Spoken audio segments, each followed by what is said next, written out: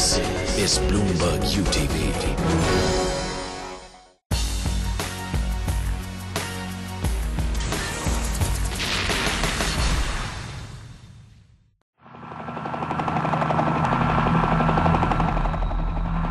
From my army helicopter, the Hindu Kush mountains look like they've always looked for thousands of years. Serene, pristine, quiet, calm and beautiful as only mountains can be.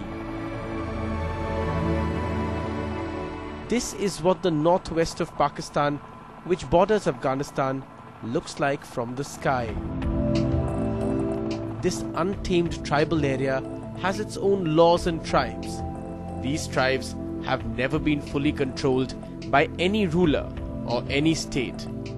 From Alexander the Great to the current president of Pakistan, Asif Ali Zardari.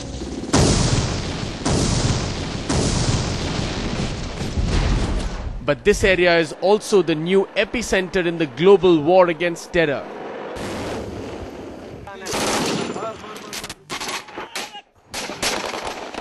Since 2003, the Pakistan Army has been fighting insurgents, many of who spill over from neighboring Afghanistan in these rugged mountains.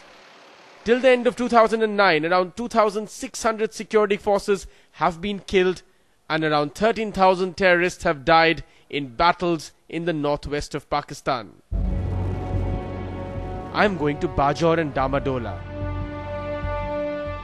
Bajaur is the smallest of the 7 agencies of FATA.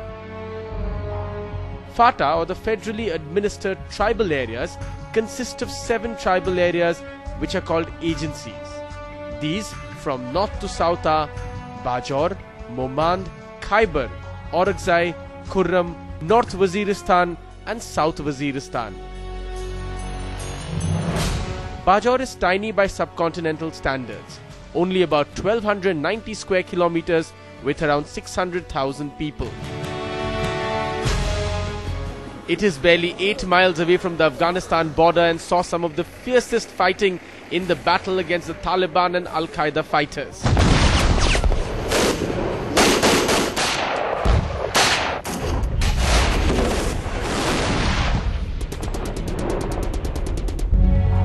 I am going deep into the heart of Bajaur to a place called Damadola. Damadola has gone down in history as the place where the first drone attack happened in 2006. Officially, 18 people were killed. At that time, both the Pakistani army and the US forces claimed that some of those killed were Al-Qaeda fighters. We now know that all of them were probably innocent villagers. But this is only the official, the Wikipedia as it were, version. The Pakistani army now says 63 people were killed, many of them local children. For some time it seemed Damadola was going to be the beginning of the end. Local opinion changed dramatically against the Americans and the Pakistani forces. Taliban and Al-Qaeda propaganda won many converts. The northwest frontier province of Pakistan started to become the latest haven for the Al-Qaeda supported by the Taliban. It started to become the center of the terror world. That's exactly why, before I went to Bajaur, I went to meet a man who seldom meets Indian journalists. He's Major General Athar Abbas, the head of what is known as Inter-Services Public Relations in Pakistan. This simply means that he speaks for the Pakistani army and often for the intelligence agency ISI. In the epicenter of the heart of the battle in Swat and Fata, what is the Pakistan army really achieving? And how are those victories really changing the world and the battle against terror in the world? To answer all those questions, General, let me begin by asking you, your victories in Swat, what does it mean? What do those victories mean in the global war against terror? SWAT operation is like a role model. It's a textbook operation of great achievement. Within 5 months, a huge area was regained which was lost to the state. The terrorists, a number of them were killed, including their leadership. Many of them, of course, escaped from there, merged, melted into population. But the more important thing is regaining of lost public support. Also, the people who had fled from the area, a huge exodus took place of over 2.2 million people. They were brought back. They are resettled in the area. At present, the reconstruction or rehabilitation phase is in order, is in place. Military is in full support of the civil administration and law enforcement agencies in the valley. And all this phase has started. Now, we cannot rule out the possibility of individual incidents or sporadic acts of terrorism.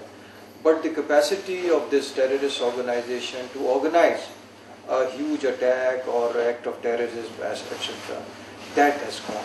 It is no more there. The other big question that the world wants to ask, Afghanistan, the battle in Afghanistan, how does your victories change that theatre, that paradigm? Wherever we regain the lost space, we regain more control. We are more effective. We are managing that area with efficient control. That would help the other side, because it would result in denying the space on this side of the border to the terrorists of the other side. Take example of Bajaur. Now, a year and a half back, Bajaur was completely lost to the terrorist Taliban in the area. Now it is back into the fold of military and the state. And this border, Bajaur borders one provinces of Kunnar, Nangarhar and Nuristan.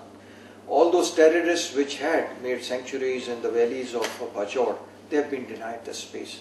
Now in this way, when we improve the control, when we regain the lost space, it not only helps the state of Pakistan, but it helps the other side as well. My last question is, essentially one has heard so much about drone attacks.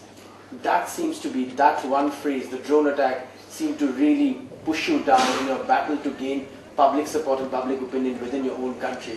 What is the reality? What is the myth and the reality between drone attacks? Our position on the drone is that they do more harm than they help.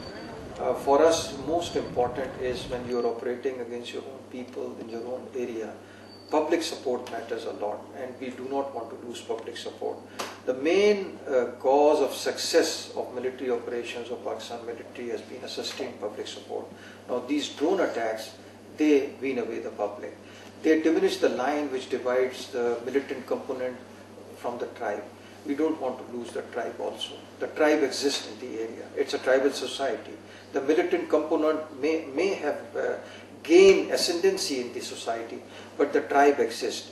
We do not want an action which by effect may result in diminishing the line between the tribe and the militant component. My last question, what is you are naturally being an army, you will always say that you're confident of victory in any war that you're going into. But if there is one big threat that you must counter in the days ahead, because this battle will probably continue for some time to come, what would be that biggest threat and how would you seek to counter it? The biggest threat, I would say in this, that if, or the biggest challenge would be that if we lose public support in our operations. So therefore one should be very sure-footed. One should analyze the threat and must take the public along with it. Because if we go separate ways, then I think that position or that campaign may not be sustainable. These Taliban or miscreants, they were living in population, and not necessarily whole population was miscreant or Taliban. So they were living under their influence. So that was a big challenge for us. Okay, so we wanted to avoid collateral damage. We didn't want to kill innocent people, but that we handled very successfully.